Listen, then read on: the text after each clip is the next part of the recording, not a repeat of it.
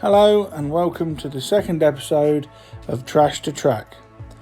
In this episode we are going to take this Tri-ang Hornby Class 37 from its current basket case condition and try and reactivate it to the track. This model was first released in 1973 and puts it at a whopping 48 years old. This model has been demoted for my son to play with in the garden many years ago, and as a result is extremely battered and weather beaten. It's missing some buffer shanks, its transfers are all manky, and it has been used as airbrush practice in the past.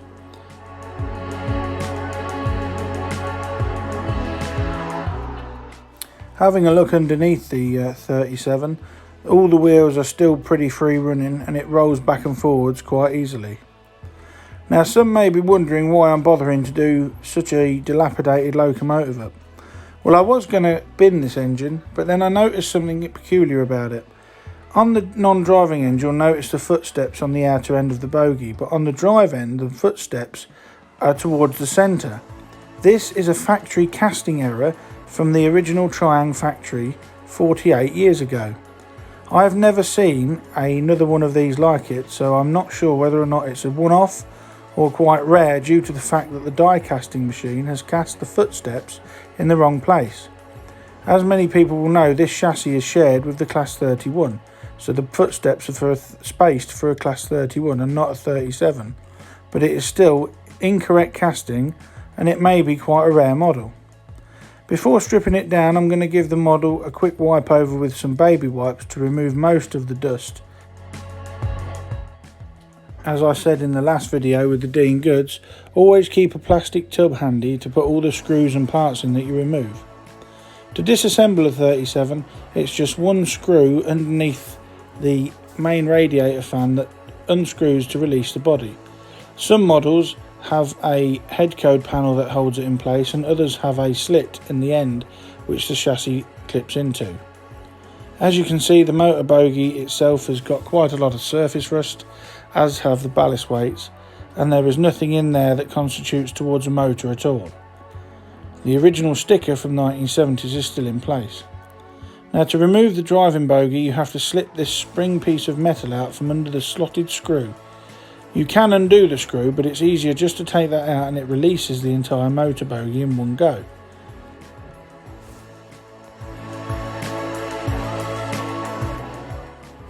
Looking around this motor bogie, there is very little I think I can salvage from it, and the base plate is also broken, so it's not holding the wheels in place correctly.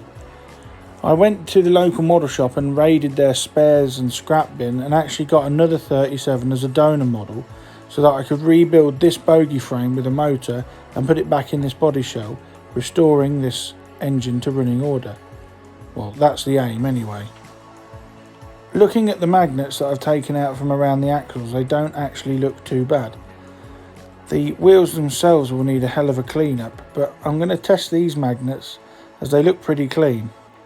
I test the magnet power by gently putting a screwdriver on and testing the pulling weight. Both of these magnets appear to still be very strong.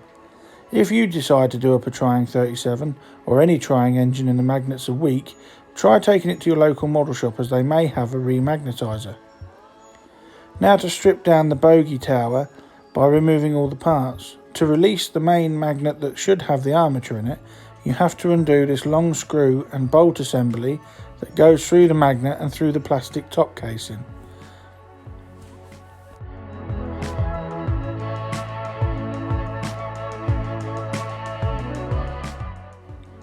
Now I've removed the plastic motor cover, you can see that the magnets inside are quite rusty. I'm not going to be reusing these, and I will reuse the ones out of the donor loco that I've got, as they appear to be in much better condition than this. The bogie frame, however, is in good condition. The coupling, which is damaged, is held on by a tiny little Phillips screw, and once that's removed, the actual die cast drive bogie with the incorrect casting detail looks to be quite good. This should clean up quite nicely. Now, as I said, I'm going to clean the body shell with some baby wipes to remove all the dust and grime prior to paint stripping the model later on. I try now and remove the glazing before doing anything else. Some of the glazing comes out quite easy, as the side glazing is just acetate sheet glued on. The cab glazing was glued in to such an extent each end it would only come out with braking, which unfortunately it did. I'm going to have to replace this, and you can see the remains of the glazing stuck to the roof. I left it in as I didn't want to damage the body shell itself. You can see now how damaged the yellow paint is. I'm going to remove this head code, which is just a simple sticker that Tri-ang used. I'm going to remove that from both ends to allow me to try and strip all the yellow paint off this, ready to repaint the entire model in a new coat of BR blue. Here we see the motor bogie assembly. This is the correct one off the donor, and the one on top is the incorrectly cast one off my loco, and you can quite clearly see where the cab footsteps have been cast in the wrong place. To strip the paint, I submerged the body shells in Dettol liquid for a period of about 24 hours. I've been upstairs and stolen the wife's toothbrush again, as she didn't seem to notice last time I used it. So the Dettol has loosened the paint, and it comes off relatively easy with just light brushing of the toothbrush. As you'll see, the Tri-ang transfer printing comes off an absolute treat. But this is where I make my first mistake. The paint is coming off really well, so I decide to fill the sink with warm soapy water and continue rubbing it off in the water. This is an error on my part. What you should do is rub the paint off in the Dettol fluid. Washing the Dettol off in hot water makes the paint that Tri-ang used turn back into its oily original self, and it will not come off the model, as you will see shortly when I put this model in the water.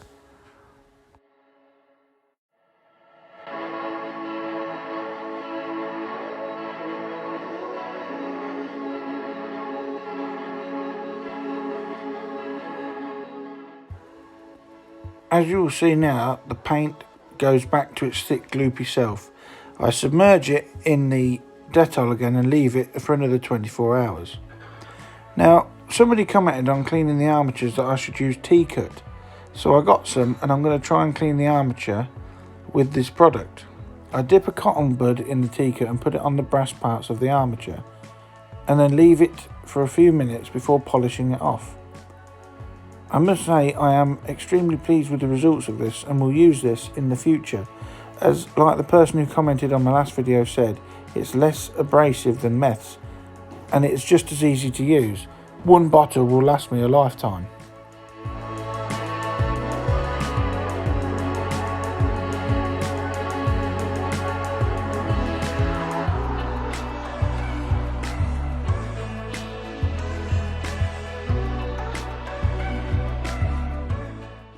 Now that the T-cut has gone to a slightly solid state, I rub it off with a cotton bud, and you'll see the amount of dirt and grease that comes off this armature.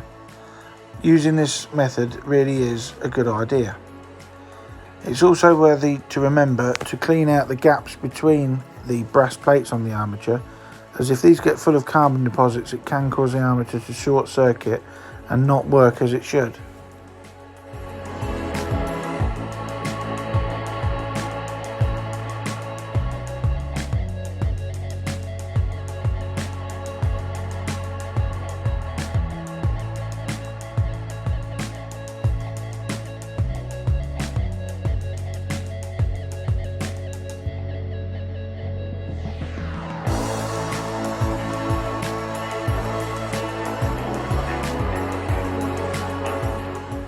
For cleaning all the dried on grease and crud in the worm gears and on the drive shaft, I go back to my usual method of methylated spirits on a cotton bud. These metal parts will not be harmed by the methylated spirits, and it will clean them quite nicely.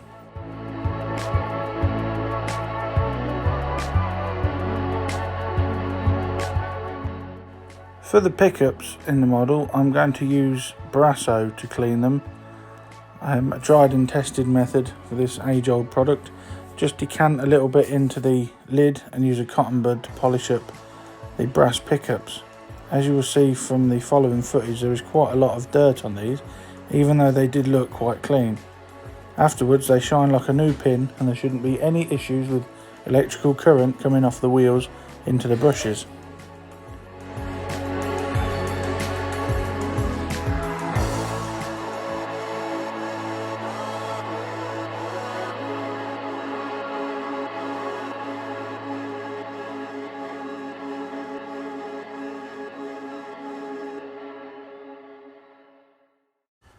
I also use the brasso to clean the tops of the brass strips inside, as this provides contact for the actual metal spring that holds the brushes in place.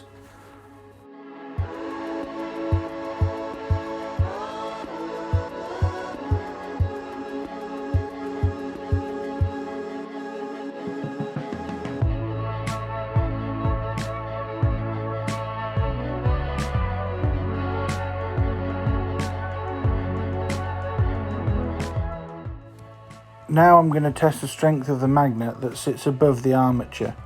Again, I do this using a screwdriver, and as you can see the magnet is pretty strong and will pull itself towards the screwdriver. So this is good for further use. So now we're back to the body shell that's had a further soaking in the Dettol solution.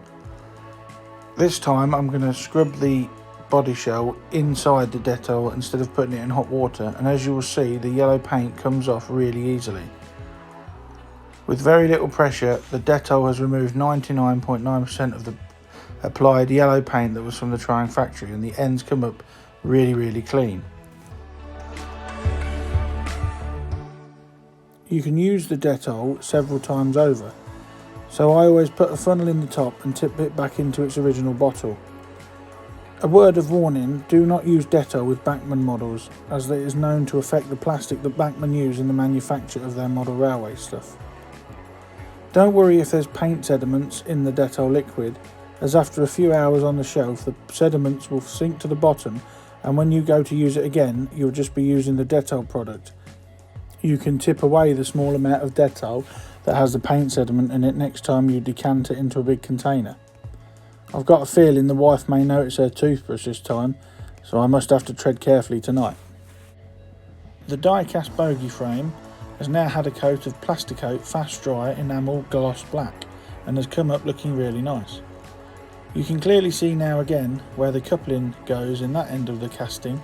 It is the opposite end to where the footstep is. I am unsure, as I said before, about how rare this casting error is, so if you do know, please do leave a note in the comments and let me know if it was a common mistake that they made on this, or whether or not it is indeed a one-off.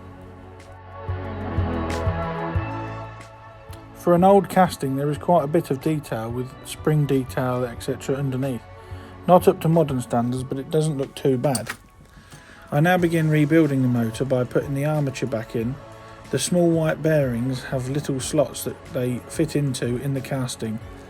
It is advisable to put the two side magnets on first and then put the top magnet in once it's all in complete, otherwise you won't get it in properly. It is a very snug fit, so be careful and take your time with this, as the armatures are easily damaged. Next it's time to fit the plastic motor cover. Ensure the holes in it line up above the armature, as this is where the brushes sit. If you get it the wrong way round you'll have to disassemble it later on. To aid in assembling it, there is actually two lugs on the die-cast chassis which fit into two holes on the plastic casing. Also ensure that that top screw is present, as that fits in snugly in the top there and is easily lost when you disassemble the model. This long, continuously threaded screw is what is used to hold the whole concoction together. On one side, the plastic is shaped as a hexagon to accept the small brass nut, so the bolt is pushed through from the other side. Pushing this into the casing and holding it with thumb pressure only, you are then able to screw it together, and that will hold the motor casing and the magnets all together as one solid block. Try not to tighten the screw too tight, as you may crack the plastic, as these are quite vintage models. Now that that's done, it is now time to put the wheel sets in. But before I do that, I'm going to have to clean these up, as they are quite dirty, and as you can see are covered in years of fluff and dirt that they've picked up on various layouts, and indeed in this case the garden where they've been ran.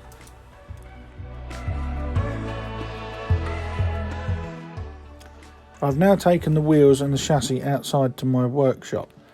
I'm going to polish the wheels up using the soft brass brush in my Dremel multi-tool. This should give them a nice sheen and remove the years of grime and oxidisation that are present on them. But always wear eye protection for this, as some of those small brass bristles can fly off and they're the last thing you want in your eyes.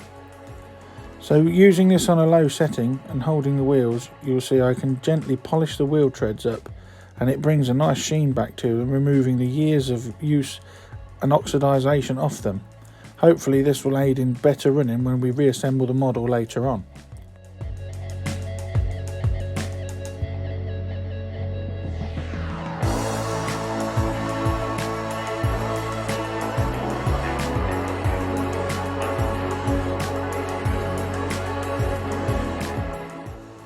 I removed the original bogie off the old chassis as it was quite damaged, and replaced the bogie and the rivet with this one off the donor model, which has extra pickups fitted. I also cleaned these wheels with the same method I used before with the soft brass brush, and the wheels do come up nice and shiny. Now we're back inside, I'm going to show you how to reassemble the model. The brush holder has an insulated sleeve on one side. This goes to the side where you can see that the brass connects to the back of the brush and therefore insulates it from the rest of the model. It is imperative you get this correct when you reassemble, otherwise the model will just short circuit and will not run. These are spare brushes I've got out of my toolkit that I had as spares because the original brushes obviously were missing. The brushes off the donor loco were non-existent, the carbon on them had worn away completely. To push in the brushes, you simply go in from the top and clip them down into the spring, and then if you look underneath before you put the base plate on, you can see both brush pads pushing against the armature in the correct manner. Now we're going to get the wheels and magnets and reassemble the underneath of the motor bogie and give it a test. These magnets slot in grooves that are already pre-cast in the die-cast chassis, and then the wheels go in either side of them. This is where I make the second mistake of this rebuild, in that I do not pinch the pickups together to put them behind the wheels. I simply just drop the wheels in. What you should do is hold the pickups and put them so they're on the back of the wheels. This is a hell of a lot easier than having to do it once the wheels are in place. I found this out the hard way, so hopefully now you've watched this you won't have to. I give the donor base plate a quick clean as it was quite grimy. The original base plate, as we saw earlier, was broken and didn't hold the wheels in correctly, so I'm using this one instead. This is held in place by 4 screws in each corner. Do not over tighten these as it can crack the base plate. If you put in a screw in each opposite corner and then tighten gently, and then do the same with the other 2 holes, it's not too bad and you can tighten it up quite nicely. Here you can see me struggling to put the pickups back behind the wheels, and this is when I realised I should have put them in beforehand. These are the small screws. Some of the earlier models did not have recesses in the screws, but this one does, so it makes it easier, and the screws sit flush with the bottom of the base plate. Once that's all on and everything's in place, we give it a quick oil up and a lubrication, and then we'll go to test this motor to see if our rebuild has been a success. As you can see, the motor did not want to move with the battery test. So before I go out into the workshop and get the heavy duty controllers out, I do give it a quick lubrication, as I mentioned, with some oil and some silicone grease. Don't overdo this, as all it will do is go underneath the motor and it will spray all over your track, causing you extra work in cleaning your track on your layout later on. And obviously, as I said before, do not get any oil on the armature as it will cause a short circuit. Now I'm out in the workshop with the motor bogie and I'm testing it with the controller. Just touching the 2 wires together confirms there is power, but when I apply it to the brushes there is nothing. The motor is completely dead. It's not shorting out as there is no spark coming off either of side of the brushes or anything. I must admit this led me to be puzzled quite a lot, and I didn't understand why it wasn't working. I was fearing I may have rebuilt the motor incorrectly. I took the wheels out and had to strip this back again and again, and eventually it turned out that the armature that I was using out of the donor model was actually gone. There was no life in the armature whatsoever. So I had to find another replacement armature, and again raiding the spares box in Trains for You, and then rebuilding the motor for a second time. We will see later whether or not my second rebuild was a success. It's worth noting here how the stuff on top of the motor goes back together. First off is the carbon washer, followed by the brush retaining spring, and then the brass conductive strip goes on top of that. Make sure it's all aligned correctly and the brass conductor and the carbon washer have grooves in so they can only fit on there one way. And then tighten up the grooved nut on the top and everything's good to go. Here I demonstrate the correct way to put the wheels back in by pinching the pickups like that and slotting the wheel in. This is a lot easier than what I did a minute ago. Yeah, just pinch the brass pickups like that and the wheel simply slots in, and then let go and the pickups are on the back of the wheels. Now we're going to look at the body shell again, and for some reason the decal has not touched the printed numbers on the side, but everything else has been removed. The few little remaining scraps of paint I remove with a sharp implement like this scriber. It just goes in where the tail lights are just to get the remaining yellow paint off. Looking at the loco, you can see now we've got to try and repair these buffer shanks. What I'm going to do is I'm going to use some Untitled model filler and base it around one of the buffers. I get the spare buffers I've got for this loco out of this clear Ziploc bag and push one into the remains of the shaft. Once the buffer is fully home and in the correct position, I'm going to get some of the modelling putty onto this scrap piece of plasticard, and then using a small piece of plasticard cut off the end, use it as like a spatula and create a new buffer shank around one of the original buffers. Then I leave it to set for a little while, and as it's curing I gently pull the buffer out of its housing, leaving a hole and possibly repairing the buffer shank.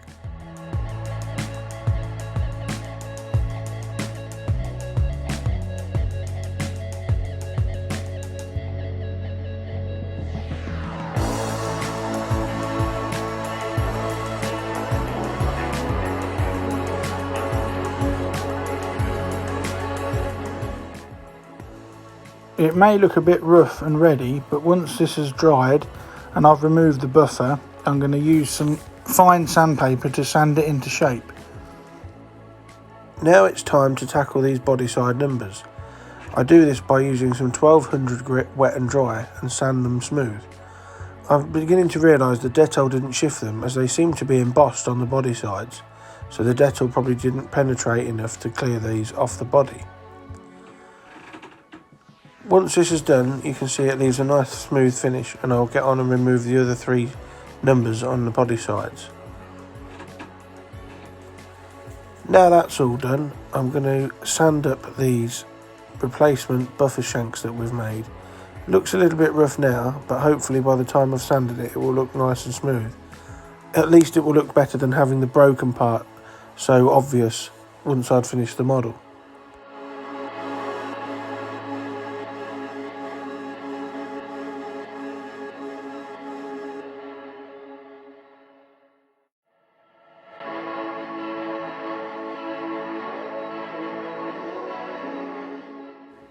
Now they've been sanded smooth, you can see that we've managed to rebuild the buffer housing on the shank ready for later on. I'll just quickly tidy up the other end, and then we should be good to give it a quick wash and then give it a coat of this Tamiya Fine white primer. Now it's primed, we'll take a look at the body shell to look at some of the detail. The grille detail on this model is relatively good, and the mesh on the body side grills is commendably fine. There are footsteps and hatches on the body side, there's door handles, door handrails, there's even raised parts under the windows for the workers' plates. There's representations of air horns on the roof, lamp irons, tail lights on the ends. That raised area on the end was to help guide painters to where to put the yellow end on models that only had a small yellow panel. These models really were ahead of their time. The 37 was released into the range in 1965, and people were taken aback at how much more detail could be cast into these body shells as opposed to the metal body shells that preceded them in the Hornby 00 range. On the roof we have the fan grille exhaust ports and the boiler exhaust port there, and again on the other end some representations of some air horns. Now we've had a look at this, we'll take it outside to the paint booth and we'll start applying the paint. To thin all my Armature acrylics I use this waterborne thinners, and we're going to be applying this pre-1984 warning panel yellow. I do prefer to paint in acrylic paints as it is easier to clean the airbrush afterwards. Here I make my third mistake of the rebuild by thinking that the body shell would have enough weight to it to leave it on the block, but the airbrush blew it out the way, so I have to hold it in place while I apply the yellow ends. The paint was thinned in a 50-50 ratio and was applied at a medium pressure, and it goes on quite nicely, as you can see. It did take several coats to build up a nice colour, but in the end result looks really nice.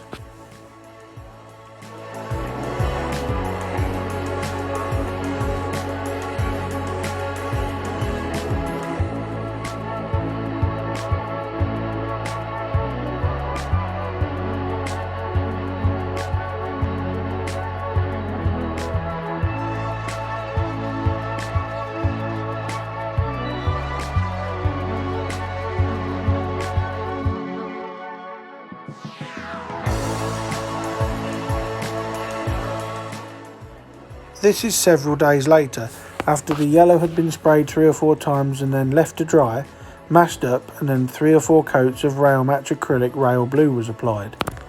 Here I'm removing the masking. This is one of my favourite parts of the rebuild, as it tells you whether or not you can see if you've got your masking correct. The deep blue is so rich on this 37, it really does look nice. I wouldn't hesitate to use this paint again. It is just standard rail match acrylic rail blue, but it has made such a difference to this once plastic pre-coloured body shell.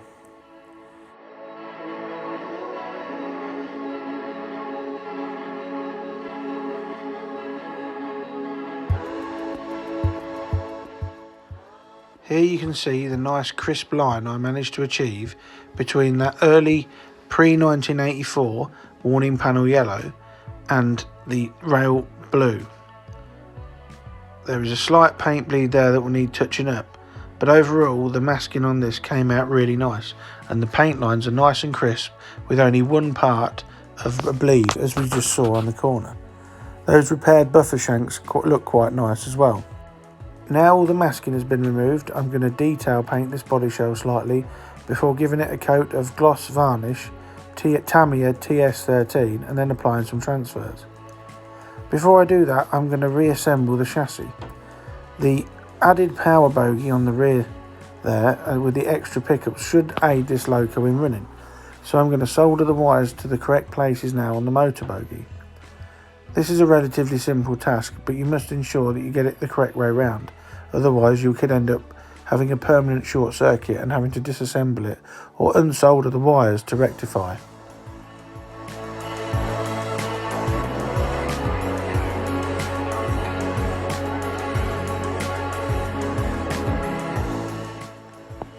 To attach the wires, I just add a small amount of soldering flux to the brass pickups on the leading motor bogie and then tin the end of the soldering iron ready to attach the wires to the correct sides.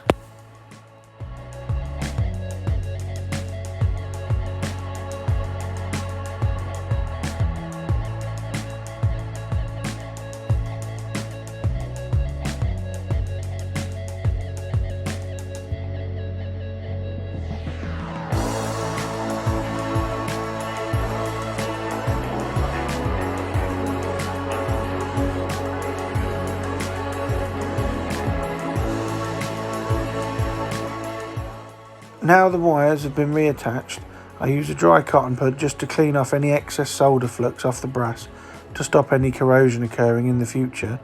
Then we will reassemble the motor bogie to the chassis by gently pushing it through the hole and refitting the spring metal clip that we took off earlier. Because the original was so rusted, I've actually used the one off the donor class 37 which had no rust on it at all. It just slots in place and there we go, the chassis has been reassembled ready for testing. One final job is to just clean the pickups on the axles with a bit of methylated spirits on a cotton bud, just to ensure that there is a clean contact pickup for testing later on.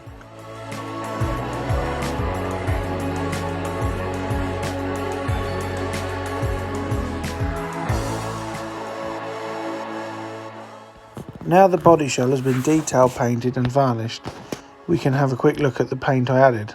I put some silver on the handrails, put black on the grills and roof fan, painted the exhaust ports. I'm going to use transfers off this elderly sheet of water slide transfers, as they seem to match the font that Tri-ang used pretty well. I'm going to cut up the numbering, and instead of having a D number, I'm going to renumber this 37 as 37130. It is important when doing projects like this to use plenty of reference material. I am lucky in having a lot of railway books to use as reference. This is an old Power series, the Power of the Class 37 book, and I'm looking through it specifically for a centre head code Class 37, where you can see the transfer and lining positions quite clearly. As in this picture here, you can quite clearly see where the blue star multiple working goes, the overhead flashes, the logos and the numbers. Then cross-reference this in another book and try and get a picture of the 37 from the other end, just to see where the transfers go. For the second book, it is Class 37s at work. Both of these volumes appearing in the 1980s, and they are full of pictures of Class 37s at work during the 1960s, 70s and 80s. It is really well worth having a look through reference books and researching your prototype so that you get the transfers etc. in the correct place.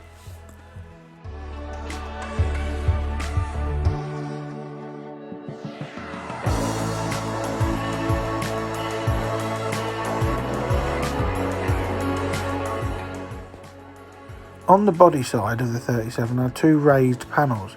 These are actually indications as to where the overhead line warning flashes go, so I'll be putting the transfers directly over the top of these. The BR emblems are Model Master, as are the overhead line warning flashes.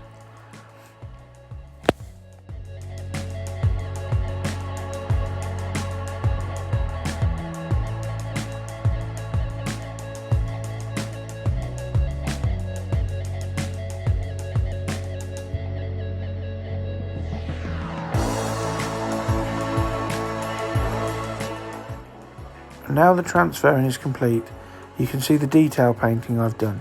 I've picked out the tail lights, the head code panels, the workers plates, handrails, door handle, the exhaust ports, boiler exhaust ports, and the roof fan and side grills have had a black wash. I've also painted the emergency cut-off switch on each side of the loco. Now it needs a coat of satin varnish and then left for another 24 hours before we can start doing the glazing.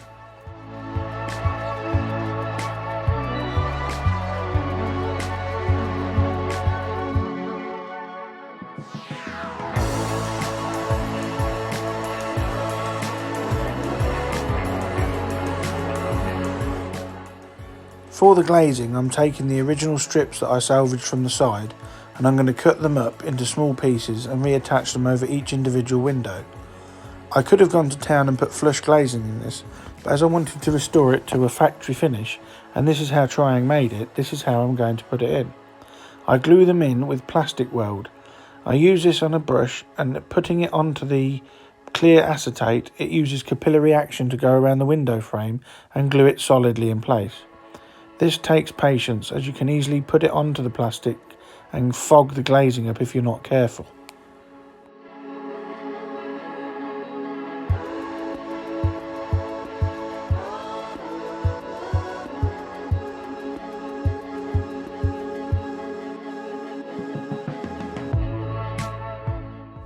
Adding the glazing took some time, as the cab fronts are curved and took some time in getting right, as the originals broke when we removed them at the start of this rebuild. Whilst all the glazing glue is left to thoroughly dry, I'm going to get this damaged coupling hook off the original model and try and straighten it out, ready for reuse on the motor bogie. Using a pair of long nose pliers, I gently straighten up the coupling hook and the bent coupling arm itself and try and make it more presentable. As you can see from this footage, it worked out pretty well.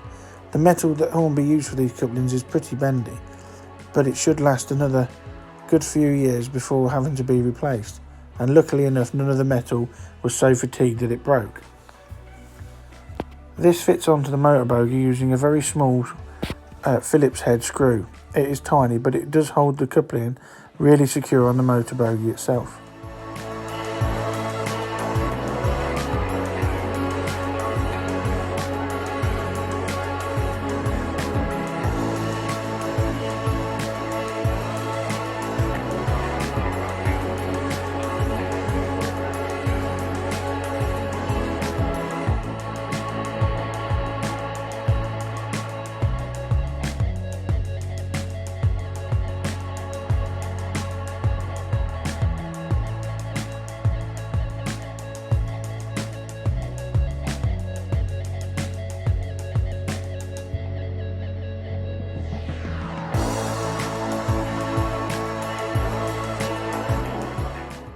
Now it's time to reassemble the model.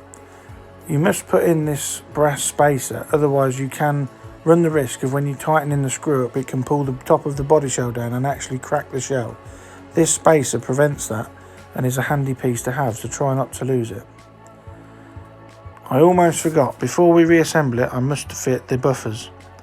I have a load of spare Tri-ang buffers in my stock, so I pick 4 out the same and then push them in gently into the holes.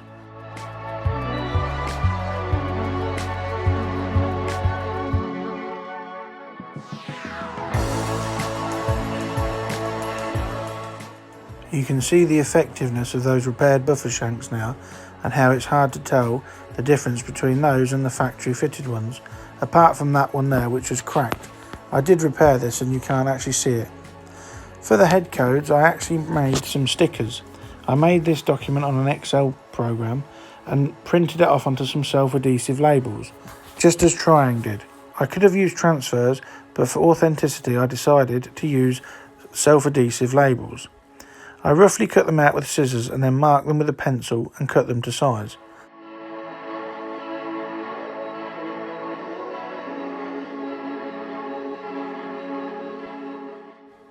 Once they're cut to the correct size, I go around the edges with a black felt tip pen so that none of the white paper shows through once they're applied to the head code panels on the body.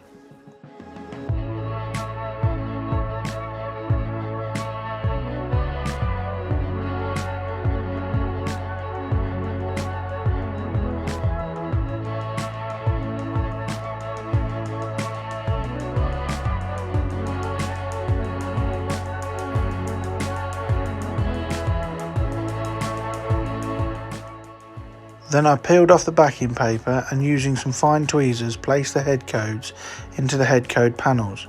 Once one part of the self-adhesive label is stuck, I release the tweezers and then push the whole thing home with a dry cotton bud, ensuring there are no air bubbles underneath the sticker. And that is exactly how Tri-ang does it, and this 37 is now starting to look the part and is awaiting final reassembly. Let's remind ourselves of what I had to start with. This demoted and unloved 37 was literally pulled out of the bin by me and my son to see if we could resurrect it. The yellow end panels had all been chipped, the body was filthy and covered in black paint, and all the buffers were missing, the coupling was damaged, the head codes were damaged, and it really was a basket case. And this is what it looks like now. It has had a brand new coat of blue paint, brand new head codes and yellow panels, and it has been rebuilt from the ground up with every nut, screw, brush and armature rebuilt, re-cleaned and reassembled. It really does look a smashing loco now, and it's hard to believe it was the one we started off with. But it wasn't just enough to do this 37. I raided through the spares box and contacted the model shop again to see if they had another armature, and I actually restored the donor loco. So we did 2 for the price of 1. The rebuild of this one was exactly the same, and this is done as D6827 in its as delivered livery of green with small yellow panels. This model actually is older than the blue one, and this one does date from 1965. This has got one wheel pickup only, larger buffers, but this has been completely rebuilt and again looks smashing in its lovely coat of satin green paint. I am really happy with these models and how they've turned out, and so is my son. I've given both of these to my son James for his layout because it's DC only and they are 2 locos he didn't have. We really have saved this 37, the blue one especially, from the trash, and we have reactivated it to the track. Here's some shots of them running with some typical 1970s and 80s Hornby stock. I did enjoy running these trains as it reminded me of Sunday afternoons when I was a child. My dad had a train set on a chipboard that laid in the hallway, and on certain Sundays he would go into the loft and get the trains out and we would run them on the lounge floor, and it was brilliant. It was simple and it was fun, and this is exactly what my son has now got in his bedroom. What you see here is a temporary layout, and I will be building him a proper one which I may blog on YouTube, so keep an eye out in the future. Thank you so much for watching this episode of Trash to Track. I hope you've enjoyed it. If you have, please leave a like, share it with your friends and subscribe, as there is lots more content and lots more Trash to Track episodes coming soon. Stick around as there's some more content at the end of this video as a little bit of a bonus feature. But I'll leave you with these shots of the 37s running around on various trains from the 1970s. And don't forget, if you want to contact me via the channel, we have a new email address of dansmodelrailways@gmail.com. That's dansmodelrailways@gmail.com. If you'd like to send me a message or have a certain request for a loco you'd like to see featured in Trash to Track in the future.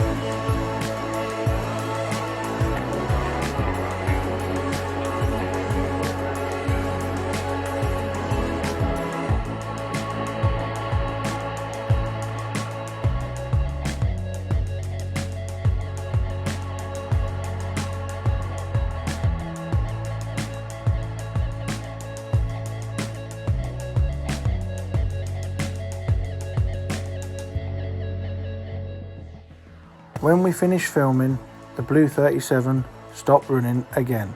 The armature had broken again. These parts you can see on this paper are the insulator between the commutator and the armature coils, which corroded and failed. I managed to contact the model shop yet again, and again they surprised me with another armature, and we managed to get 37130 back into service again.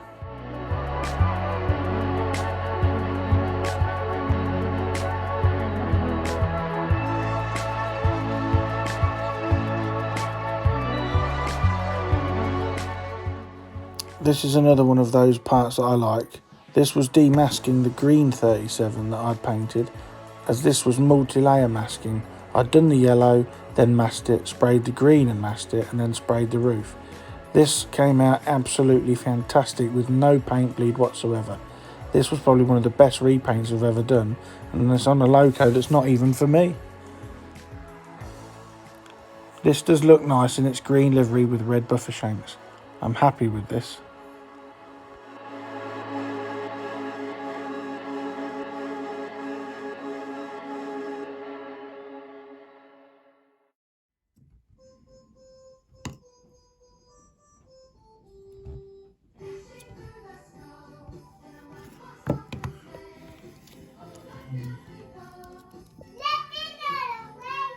Oh good, the kids are home. Hi YouTube. I'm leaving that in now. That's going to be in the outtakes. He sees you when you're sleeping. Are you filming? Yeah, but you won't be on it because I'll do a voiceover, won't I?